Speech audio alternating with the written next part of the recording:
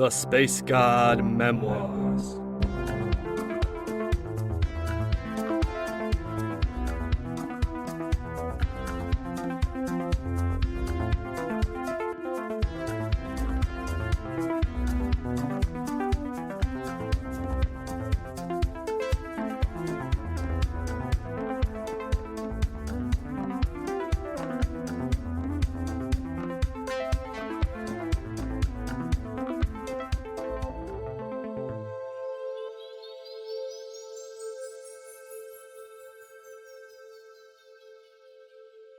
Episode 2.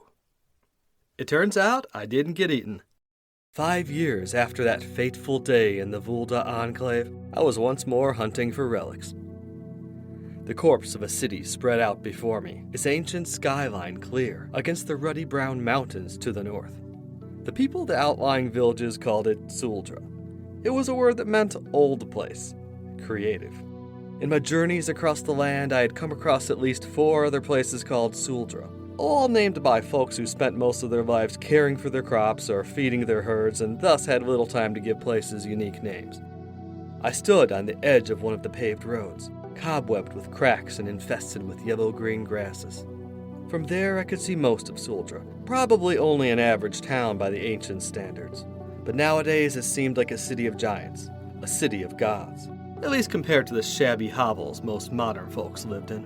And maybe today, if I was lucky, I'd find the one hall that would make a difference. That day back in the Vulda Enclave, I found out I was one of the rare folks who could talk to starships. I wasn't sure if that made me a scion, a sorcerer, or just a weirdo, but it was rare enough in those parts that the bug people took a liking to me. A Vulda inventor named Ventic Gavalno, or Ven as I called him, took me on, along with Rayleigh. The wise old insect put us wasteland kids into his lab and taught us the mystical art of science. It turns out that Ven's main project was to get that derelict spaceship working again, the first of its kind in generations. For that, he needed mechanics, inventors, and ultimately a pilot. But to even get to that stage, we first needed the right parts. Thus my delve into this blasted city. I followed the road as it led straight into Suldra proper, marked with a post that might have long ago held the town's original name. The outer reaches of the city were utter devastation. A line of metallic husks that must have once been towers would put all modern construction to shame. The remains of other buildings stood too, stone walls or foundations, all so overgrown with vegetation that you could almost mistake them for natural. Up above, green and purple Flarn squawked, their lithe, featherless forms gliding between the building frames, startled at my approach. Off to the side I spied some kind of statue, still standing upon its pillar, but so covered in moss that I could hardly tell whether it had depicted an ancient general or some abstract artist's fantasy. I sighed as I glanced over the ruins, but it was not an entirely dissatisfied sigh. Nature had its way of reclaiming these old places, it seemed. Once this site must have brimmed with people, with folks just like me. But once they were no longer present to supply the constant maintenance that society required, it quickly fell back into its original state. Still, hints remained of what had once been here. Between the ground ivy and the lichen, the roads were frequently blackened with antiquated burns. As I approached what must have been an old town square, I saw a few of the old inhabitants too, or rather their remains, limp skeletons as charred as the streets they lay upon. A tinge of coldness crept over me, accompanied by a brief tightening in my gut. I took a deep breath and expelled it, shaking off the feeling. I sometimes got this way in the old places. I would have told myself there was nothing to worry about, but that would have made me a real dugga-master. Of course there were things to worry about in the old ruins. It was just that worrying about them would be counterproductive. I made sure to keep my attention in the moment as I crept into the square, careful not to stumble over a skeleton or even step on a crunchy weed. You never really knew what was listening in a place like this. Probably because of that, I was surprised to hear a slight cracking sound and feel the road wobbling under my right foot. I paused, then stepped fully back, just in time to see a puff of dust as the ground fell inward with a crash, sucking stone, earth, and bones into a sinkhole just where I had been standing.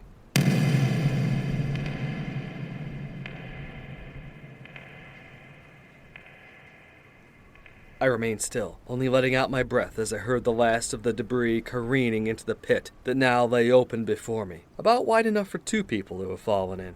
Eek, I thought as I peeked down, seeing the sinkhole descending down through several stories of ancient basements before vanishing into blackness below. These old ruins could be real shitholes sometimes. But I was still alive, so was all Kino Bino. I put on a wide grin as I continued on my way. Beyond the town square, I followed the line of husked towers along the course of the straight road, which ended in a toppled mass of metal, hoary with rust, where several huge beams had long ago fallen upon at least a dozen cars, completely blocking the road. A few of the towers were still intact and stood looking fragile, groaning morosely with each passing wind, their heights touching the lower reaches of the sky. Upon their weathered walls, vines and creepers sought to reclaim what must have once been a proud sight. The ground here is even more clogged with ancient skeletons, blackened and charred reminders that people had once dwelt here. My eyes were more drawn to bodies of another sort, heaps of metal, covered in eons of rust, but with shapes resembling arms and legs and even heads. Those too lay scattered about. I had spotted 6 of them so far, like enormous man-like statues of iron, the smallest the size of 2 pack animals, the largest bigger than any house this side of Ganadria, but all lying broken and lifeless on the ground. One of them, about the size of a merchant's wagon, lay with its back against a wall, its head staring up at the sky as if in wonder. I could see its eyes, made of a type of gemstone, which still reflected the sunlight brightly despite the years of ruination. Yes, this was it. Really insisted that these things would be here, and one with an intact lens too. These hulks could be found in a number of the old ruins, but seldom intact. Had they been the guardians of the old people?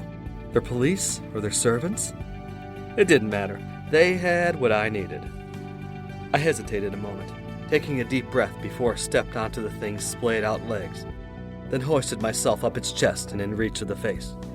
A part of me, which still remembered all those elders' tales of mechanical monsters and god-cursed ruins, wanted to hold back. Still, I shook it off and proceeded to deftly remove both of its gemstone eyes with my shiv. They clicked out easily enough, and with 2 flicks of my wrist, the gems were in the backpack. I got a chance to put the shiv back into my leg strap and got 1 foot down onto the ground.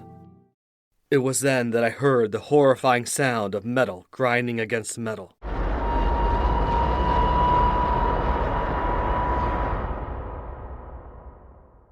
I fell backward, landing on my open palms as I saw the hulk rising. It emitted yet another metallic groan as it lifted itself by one steely arm onto its leaden yet unstable feet.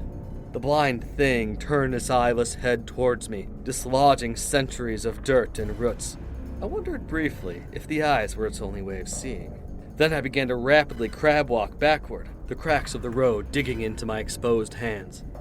The lumbering old machine took a step towards me, its trunk-like boot clanging upon the ground. I considered just getting up and running, but something told me to delay just a second. At that instant, its equally trunk-sized fist thrust through the air just above me. I backpedaled a few more moments and then jumped to my feet and did run. My heart drummed in my chest as I made a dash across the streets, this time quite noisily, but still doing my best to avoid pitfalls as I dodged around ancient mechanized carts or leapt over piles of bones. Behind me was the heavy clump, clump, clump of the monster's boots and the occasional metallic groan. A flock of flarn fluttered into the air and away. I continued to run, peeking briefly behind me to see the hulk still following, lumbering after me like a gimpy beggar after a meal. I reached the edge of the town square and ran straight through, dodging to the side of that unrecognizable statue and not stopping. The hulk ran straight behind me, plowing right through the crumbling statuary, barely slowing as stone and cement sprayed through the air behind it. I leapt over another small wall, and now the old high road was in sight. At its base was my cart, already in view. My chest was heavy now, my breath growing labored. I gritted myself and made a final run for it, still hearing the tireless behemoth grinding behind me as it tore through the last of the walls. I made a dash across the open grass, back onto a paved road. The cart stood ahead of me, a few meters away. I ran to my right. The thing continued straight, between the cart and a gnarled old tree. I grabbed the side of the tree and rolled downward. The hulk continued on, then came to an abrupt halt as its legs hit the taut rope that was stretched between cart and tree. It fell forward, its rusted midsection striking the heavy stone that lay there, its body groaning one last time as it fell to the earth. The old machine shook once more, then fell limp with a crash, the last of whatever energy that had powered it finally giving way.